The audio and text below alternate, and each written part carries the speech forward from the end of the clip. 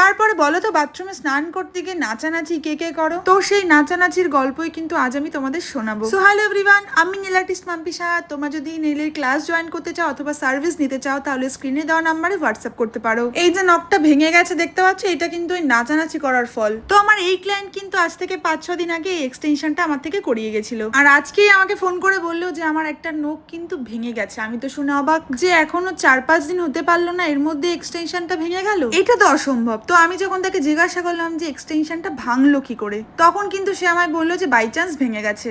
আর তারপর সে আমায় বললো তুমি কি আমার ওই একটা নেলস ঠিক করে দিতে পারবে, কারণ সবেই এক্সটেনশনটা করিয়েছি আর বাকি নেলস গুলো একদম ঠিকঠাক আছে। আমি বললাম ঠিক আছে চলে আসো, করে দিচ্ছি। আর তারপর ও আসার পরে কিন্তু ভালো করে ওকে জিজ্ঞাসা করলাম যেটা ভাঙলো কি করে।